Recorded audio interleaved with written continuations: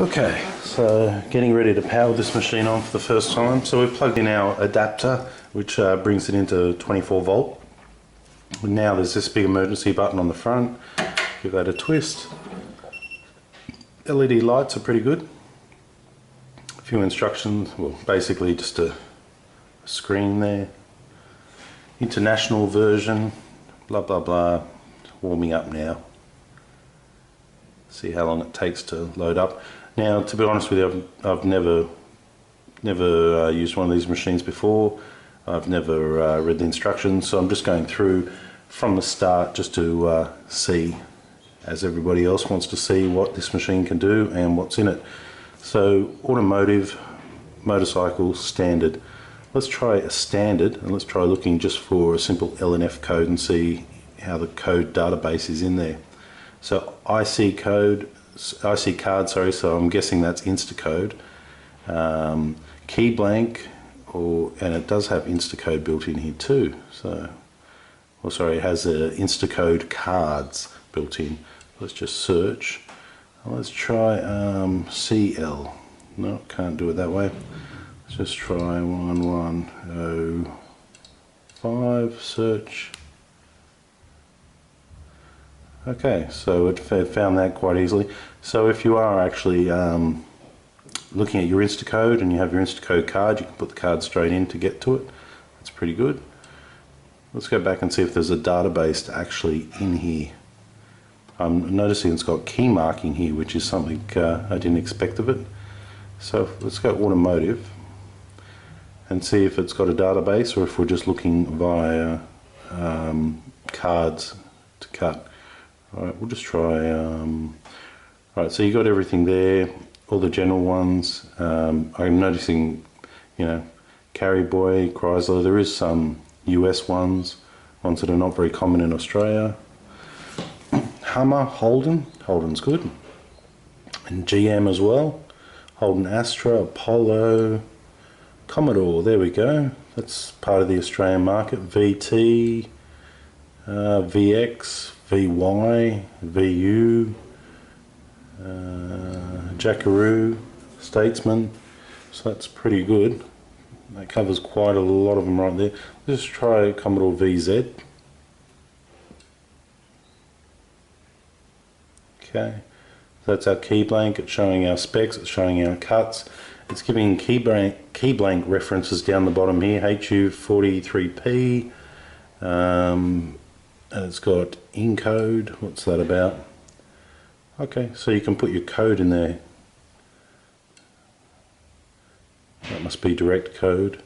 Decode. You put your key in and it will read the code. Code. Does it have a code database? Yes, it does. So series blah blah blah blah blah blah blah. That's good. So it does have a code database built in, which is quite surprising.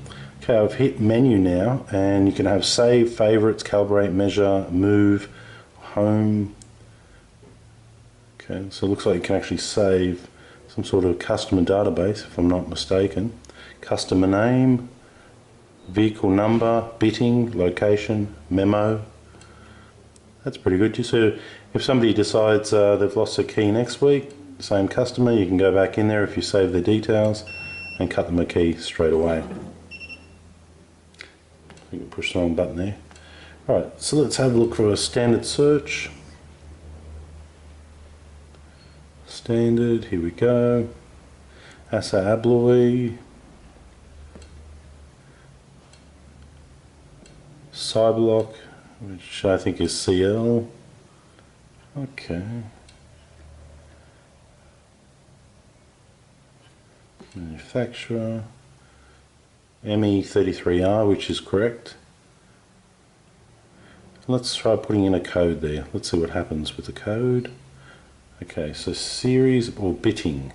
It's not bitting, we want series. Let's see if we can put in a code. Let's go 01113. 4-digit, as we know. Search. Bitting file not found. Okay. Sorry, you have to start off with a 1. 1 0 055. That's probably a more correct code. Search bidding not found. Okay, maybe I should have looked up a few codes before I started. Has a decode function. Okay, it looks like it's 1mm decoding probe, telling us to set it on the top. I'm not going to do that at the moment because I haven't set that up. I'll do that in the next video. Right now we're just going through the main menus to see what's actually in here. So automotive we've pretty much covered. It seems to have all the standard automotive. It might have a few Americans, it might have a few other imported type cars, but it seems to have the majority, or if not all of them, even including Mack trucks, Ferrari. Does it have L Grand, a Japanese import? Yes it does. It even has an L Grand, which is pretty, tells me all the references to the keys right here, which is fairly impressive.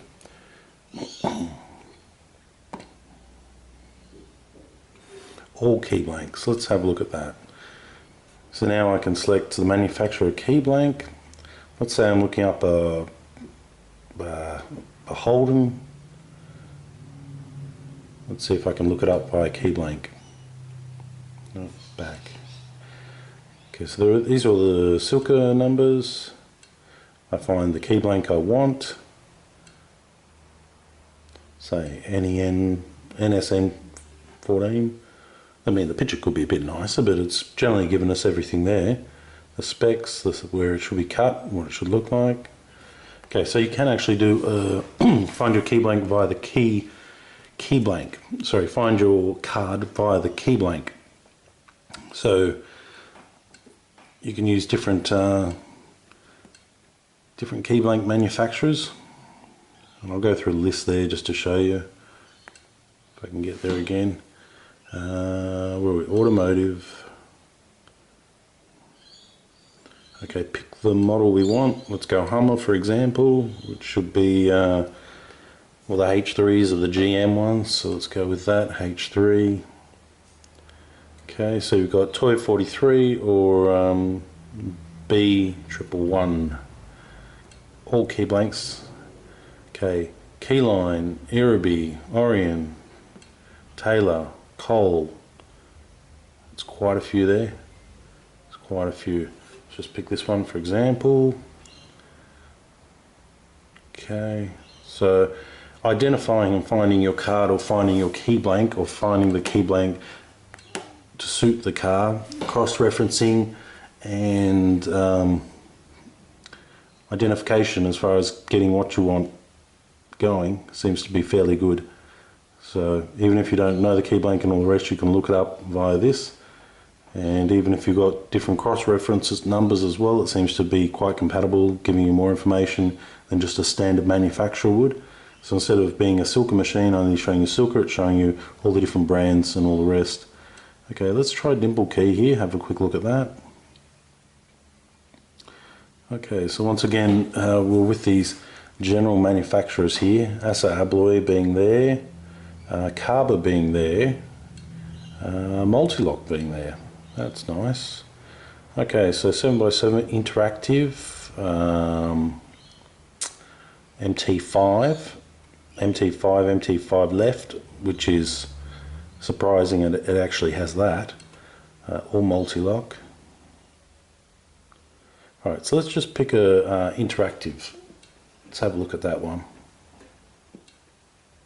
No, not working. Back. Let's try MT5. Let's see what that's about. Okay, MT5. Alright, that's very interesting. I mean, you'll never be able to get the blades unless you're a dealer, but as a backup machine, or a machine that you have in your vehicle if you need to cut a key in a hurry, this machine seems to be better than some of the other machines out there on the market having these capabilities. Anybody who's an MT5 dealer or a multi-lock dealer or a Carber dealer, rather than carrying around a huge key machine, if you have one of these to cut your automotive, also double up as a secondary code machine for single double bitted keys, having Dimple availability is a huge bonus, all in one machine. Okay, I'm very interested to see what Abloy they have under Abloy. S8, Not familiar with that one. Doesn't look like there's much there. Okay, well, another one which is quite common is carber. Or carber.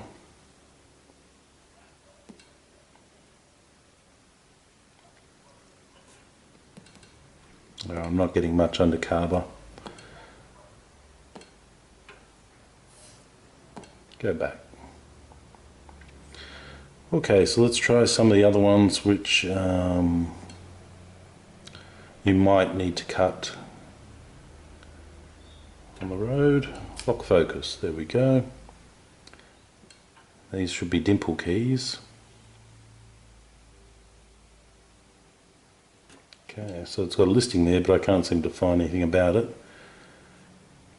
Chub. What's Chub got? All Chub. Keep in mind I've never used this machine as well, and I could be using it wrong. There might be more in here than I'm finding. I'm just basically going through finding what it does have, what it doesn't have. A lot of these other ones I'm not familiar with. A bit disappointed it didn't do carber. All carber. Come on. Oh. Key blank. No action. Back we go.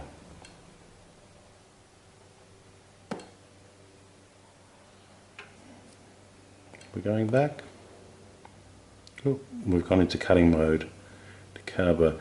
Is a dimple key ready? No, go back. Perhaps I'm rushing this machine. It might take a couple of seconds to actually think.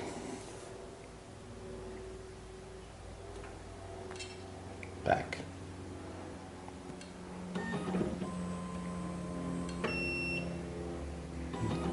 Operation is cancelled. Okay, good. Let's go back. So the screen and the responsiveness of it, a little bit slow and sluggy. I mean, completely usable, but a little bit slow and sluggy. Operations cancelled, yes, yes. Okay. So it does have carber. I'm just rushing it too much. There's your particular different carbers, KA1, KA2, going down, K9, sorry, KA8. So they're all actually there.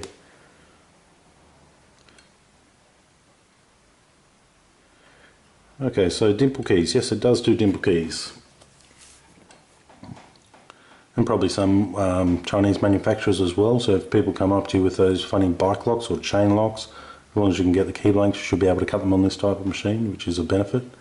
Now we're just looking at tubular cam locks.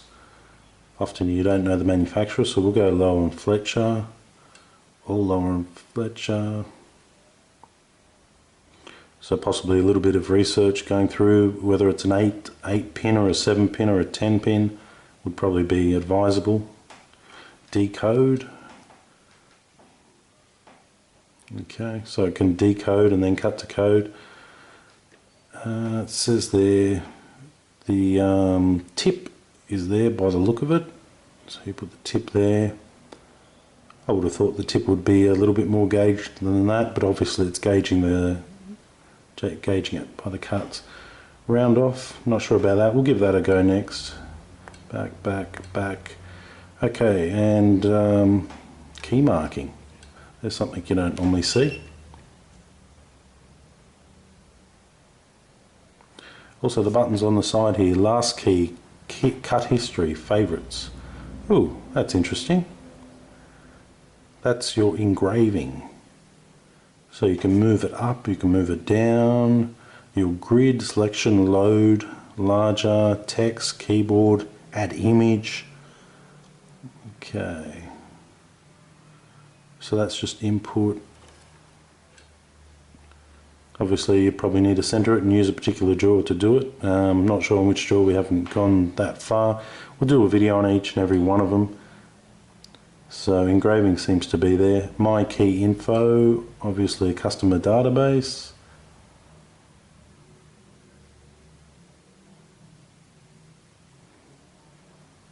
My key info, okay. Create new, that's interesting. So if you have one that's not out there on the market, you can pull out your vernier calipers, space and depth it, or get the space and depth from Instacode and plot it in to make your own new DSD card, which is very good. Means that you're not limited by what's here. You can simply put in your own ones, make up ones that aren't yet on Instacode or out on the market. Cut history, favorites, and setup. Calibration, tooling, decoder, cutting. I believe they use a 1mm probe, but you could possibly use 1.5s by changing it. Upgrade language, data filter, measurement, password. Okay. Close. Alright, so that is the SEC E9 automatic key machine. We're going to have a look and do a few other little cutting examples on it. And moving on. Okay, test number 1. Now, keep in mind we've never used this machine. It's the first time using it. Haven't read the instructions because I want to see how easy it is to actually cut it without many problems or without needing to read. And I want to see how difficult it is. Basically, we're going to be cutting a tubular key this time. Here we have some tubular BDS. We have some blank keys. Notice these have the larger head, just like the BDS ones do. Generally speaking, you would normally use a normal tubular key cutting machine, which allows you to use the standard Silca CH9T, and it holds it via the head like that, so you can duplicate it like that. This machine, we're going to try and cut one with a larger head, because often the key blanks are bigger. So these key blanks are a bit more expensive. These ones are a little bit cheaper, and we're going to see if we can duplicate it without too much trouble and see what it's going to ask us for, and see if we can set it up and all the rest without reading the instructions. Being a touchscreen and all built in with a display, we should be able to get the job done. So tubular. Okay, now the brand we're looking for isn't actually listed. So we're going to go off standard specifications of probably one of the well-known manufacturers. So let's go Low & Fletcher. All Low & Fletcher. First thing I'm going to do, I'm just going to count the cuts. 1, 2, 3, 4, 5, 6, 7. So I need a 7 cut. 1, 2, 3, 4, 5, 6, 7. Okay. Looking here, I can see Silca CH9T. Now we know that's the key blank we've used previously. And testing the lock, that works. And the original keys, that works too. Okay, so we're happy with that. Let's go for decode now. Okay, reference. Oh, just missed that bit there. Stop. Okay. Yep. Okay, I cancelled. We missed the probe bit, so we'll go again. Stop. Okay, cancel that. Cancel that. Back.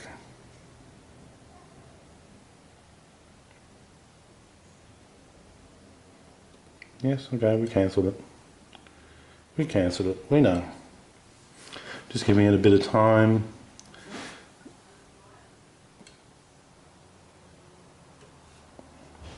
So I'm finding the display a little slow and sluggy.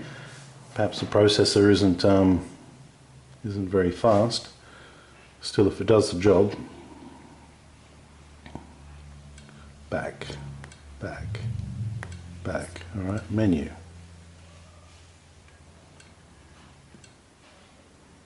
Okay, tubular. Low & Fletcher. All Low & Fletcher.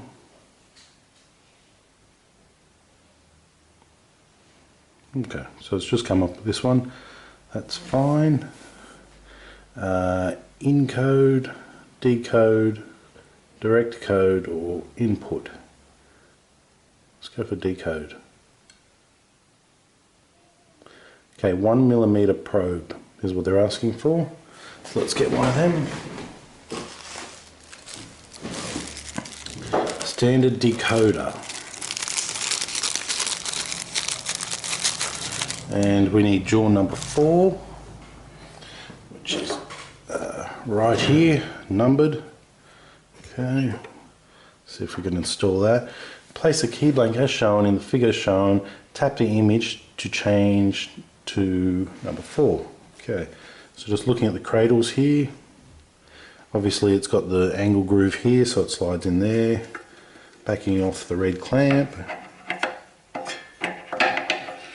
Sliding it all the way until it comes to a complete stop.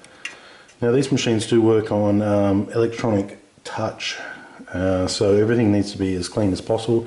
That's why it comes with a brush. Going back to this notice here, I understand what they mean by this. Allow them shown in cutting metal keys. So basically, if you want to cut a plastic key as an emergency key, some people do like them, do use them. There is a setting on previous machines we've seen, which I haven't seen on this one yet, but should be there, allow you to cut without using electromagnetic contact. So what you would do is set it all up and then cut a metal key and then turn off sense by touch, electromagnetic touch, and then you would cut it. But that's a different story. This is a metal key, so we should have no problems. Place key blank as shown in the figure shown. Okay, so there's my cradle, there's the larger size of the jaw, and that looks like it's my nipple on that side there. There's my nipple on that side there. So we're going for a decode first of all. It's not giving me any indication on height here, so I'm guessing that's automatically sensed. It is spring loaded. Okay, so I push it in, tighten it up, make sure she's tight. Tap the image to change stop guide.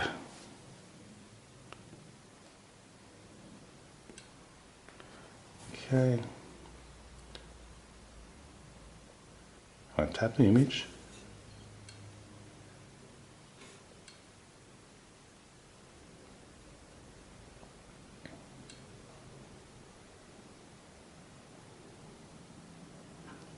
Tap the image to change stop guide. Everything should be in place now. Let's go to decode. Decode is now in progress. Please wait decoding. Stop. What we don't have is a decoder. Stop that. Open this little package here. Now these are extremely sensitive. These ones here, if you drop them, they will break.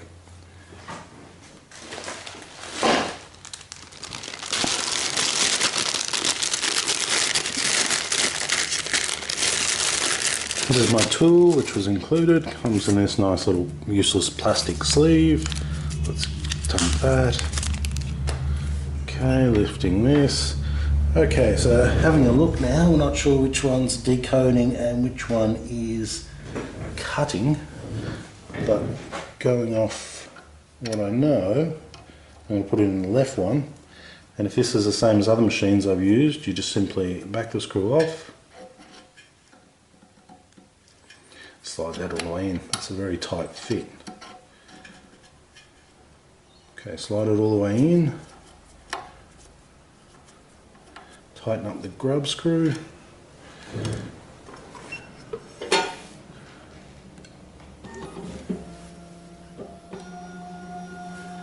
Okay, let's see what it's doing.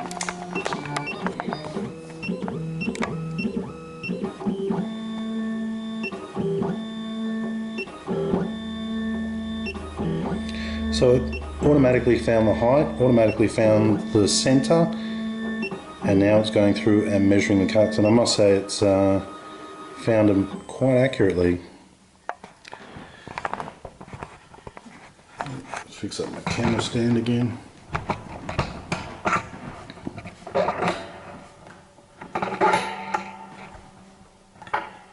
Okay, my camera stand is a bit wonky, sorry about that.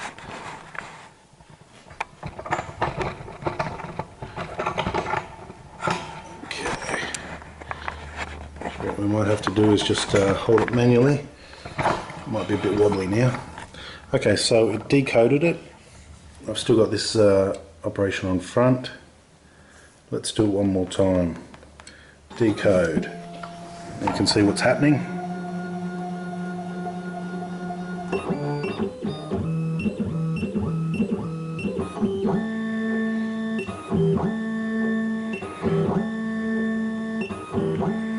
look at what's happening up here.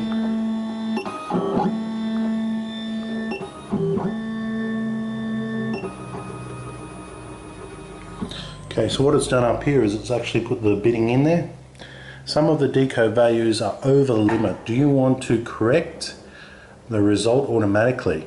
Well, we might be using the right spacing, but we're probably not using the right depth because we just selected any manufacturer, a well-known one such as Lowe & Fletcher, and I'm just trying to duplicate this on this machine, so I'm going to hit no this time. Some of the decode values may not be correct. Check the decode result. Okay, so if it's going to round it to the nearest, the key probably won't work. If it's going to cut it via what it's measured, then it might be alright. So let's find out if it actually does work. Let's go to probably cut now. Okay, so for reference, it's telling us to put that in. Prepare the key as shown. So I'm going to need to fix this camera stand again.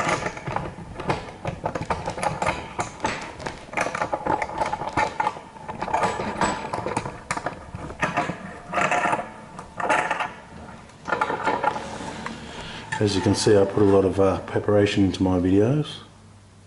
I haven't got a good camera stand or anything. Prepare the key as shown in the figure. Okay, so for starters now, we've decoded it. We want to put a blank in, so we're going to do that. Little spring-loaded thing there. We'll push that down so the key blade goes flat, tight, so it doesn't move. Now we will need a cutter. Right now I would like it to tell me what type of cutter and where to put it, but I suppose if you have one of these machines you should know better.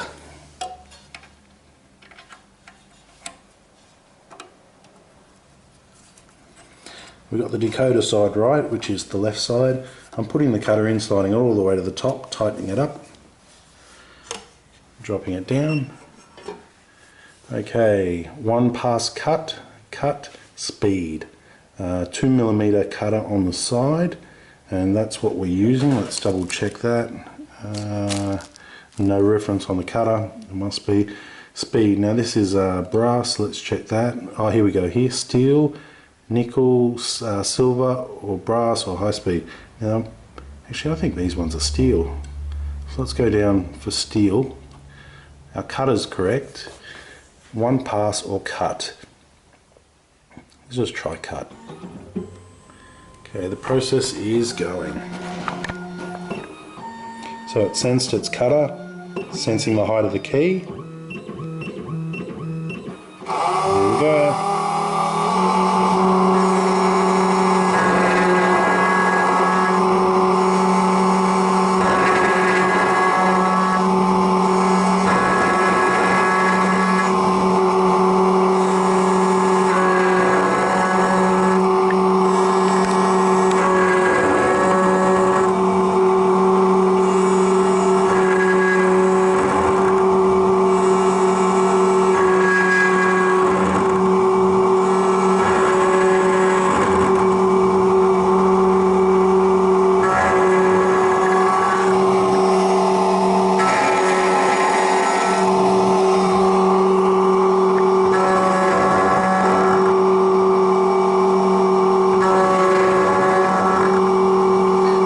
Only taking out just a little bit each time, and it's going over each cut until it reaches the correct depth.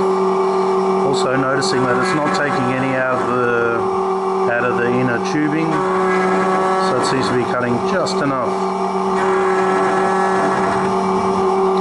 By having this machine in your vehicle to cut automotive keys, and now being able to cut tubular keys is a huge advantage, meaning you only need the one machine.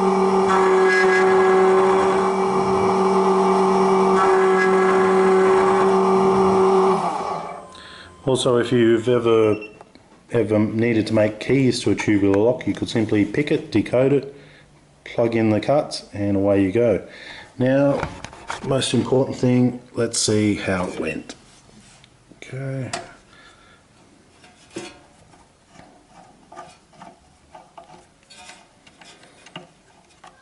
taking out. There's a little bit of burrs. As any good locksmith, just use your hands for them, no big deal. There's our key. Sorry, there's our key. Hasn't cut into the tubular, it's left space there, so it's perfectly cut. Let's test it in our lock. Oh, look at that, works. First go, so which means that it didn't cut down to its nearest as it offered to. It didn't round it to up or down. It cut to the specifications, it decoded it as, which is excellent, because all we needed to do was find out how many pins, put it in and cut it. Never having cut a tubular key on this machine before, as you see from the whole process, I was able to do it without reading the instructions and ready to go. Okay, so just this video is just showing you about how to keep your machine good. They include a paintbrush here. Wiping off all the swarf is very important in this type of machine. It has to be kept clean. This probe here uses contact, and same with this one here. It needs to sense the key, and it also needs to sense its cradles here. All covered in the instructions. With the instructions I'll run through them as well. Just on saying that too, if you are cutting a plastic key, there's more than likely a way of doing it. On other machines there is. You might have to turn off automatic key sense. Well, if it's there, it should be. It's on the earlier models. But by standard, everything is done by contact, which means it's metal on metal to get the contact. If it doesn't do that, you will break probes.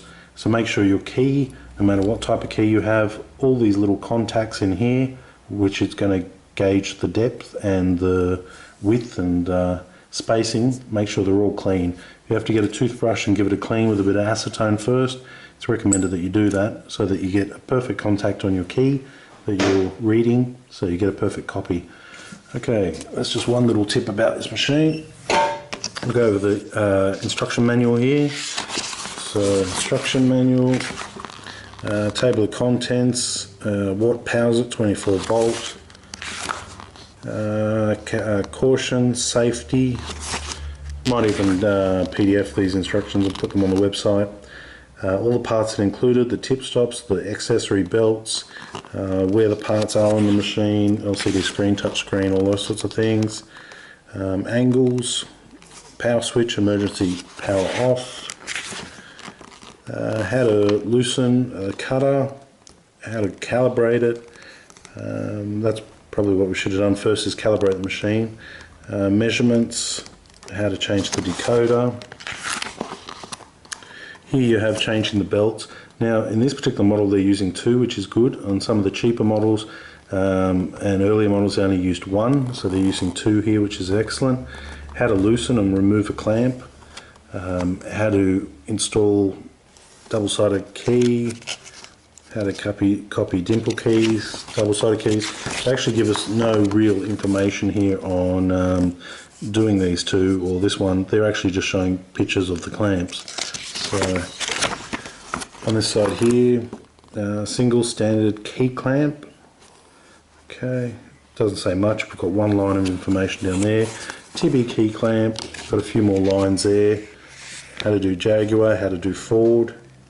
There's 2 marks there, Ford on one side, Jag on the other, which is helpful. FO19 clamp. Okay, so that's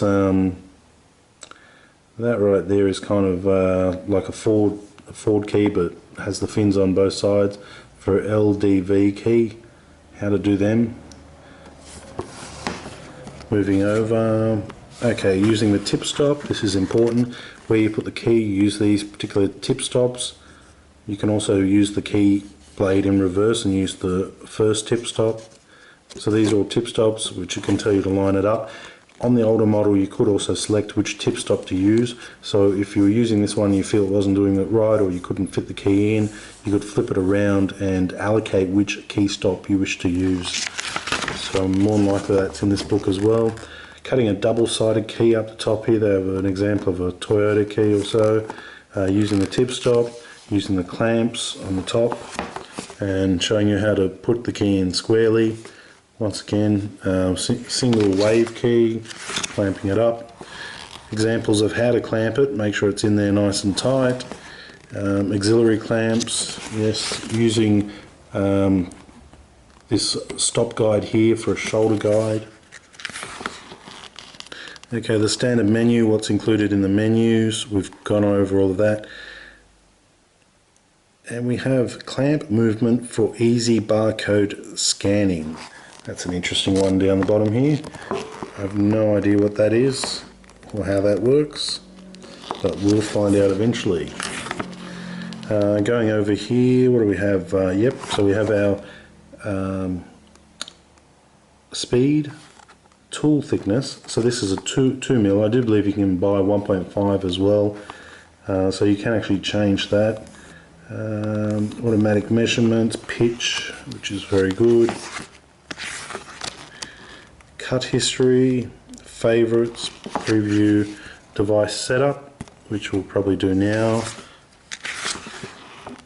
Clamp orientation, yes. Okay, so if it's out or not cutting exactly right, you can tweak it and move it back. Clamp reference, yes.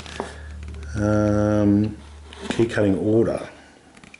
So here basically they're just selecting Audi A4 2009, that's a key blank, enter the bidding number. So they're saying put in a direct code there, which is fine, it'll show you.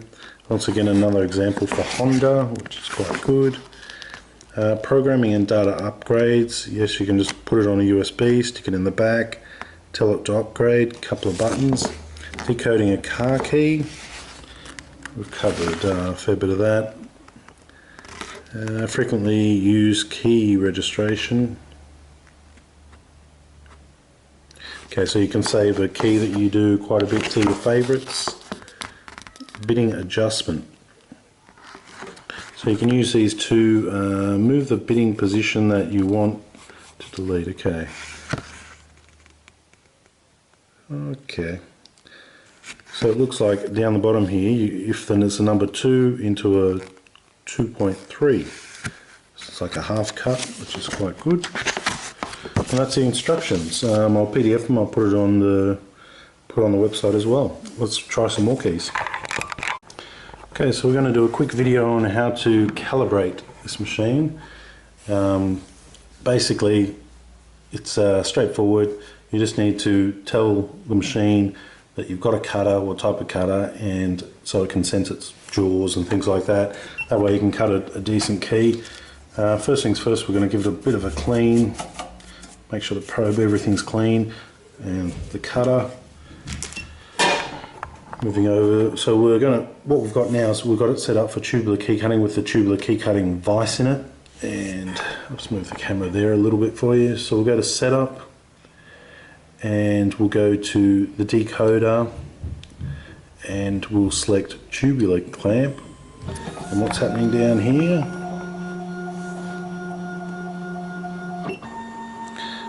So that's calibrated the probe for depth. Okay, now let's do the cutter as well. Tubular.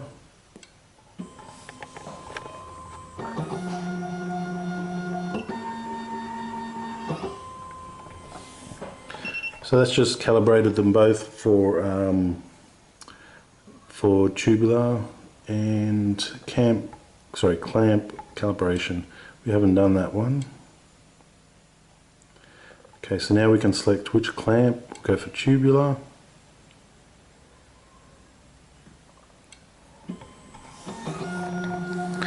So we've calibrated the cutter, the decoder. Now we're going to decalibrate the clamp.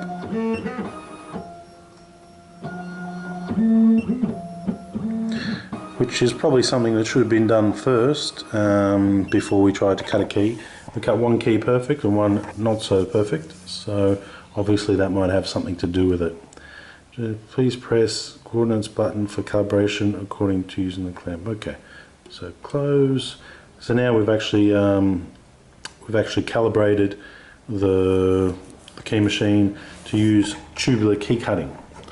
Now, each time you do change your jaws, recalibrate it, recalibrate your cutter, recalibrate your probe. In actual fact, if it's going to be in the back of your car, recalibrate every time you use it. It'll just save you so many troubles. It takes about 20 seconds to do, and it'll save you a lot of troubles. Once again, keep in mind it has to be clean, your probes have to touch, make contact metal to metal, and that will save you a lot of troubles. On an older model I had a lot of troubles just because I wasn't calibrating, and things do move around in the back of a vehicle if you're using this as a mobile machine. Okay.